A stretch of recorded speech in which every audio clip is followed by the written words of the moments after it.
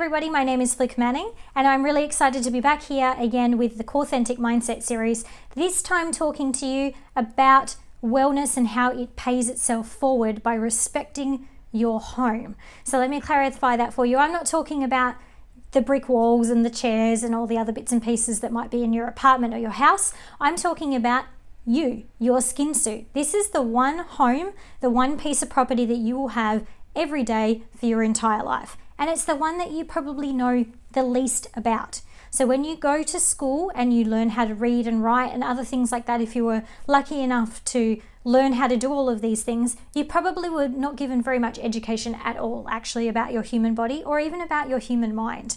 Now it is starting to be talked about a little bit more, but it is not something that we invest in an awful lot. We prepare our children to become adults that can be employable and earn an income, but we do not teach those adults necessarily how to actually live a real quality of life and how to actually get the best out of themselves. And it's a real pity. It's a real disadvantage that we are not learning how to live with the body that we are given and with the mind that we are given. We have a way to change that through wellness. And that's purely based on what we have observed with our own client base and then also the science that is starting to really come out around this concept.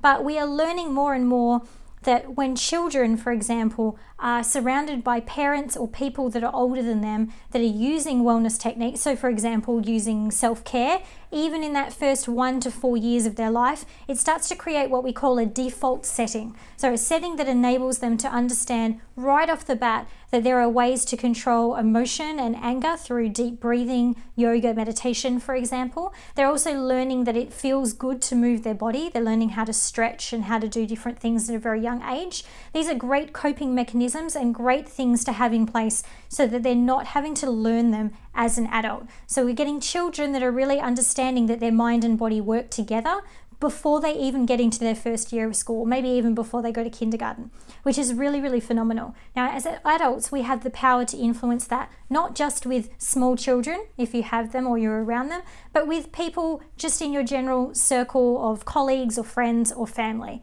If you learn how to embrace wellness, you learn what works for you in terms of mental, physical, and emotional health, and you really channel into that, you will start to really change your behavior in small ways that add up to something large over time. And people will notice the change in you.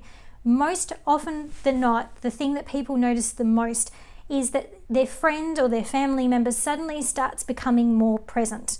When they're in the room with you, they really are asking you how you're doing. They really listen to what you have to say and they really care and come up with great answers. They become a fantastic sounding board and a really great support system, and they're leading through a place of joy and love. And that's really what wellness has the power to do. So you can actually do that for people around you, and by doing that, people start to learn by observation.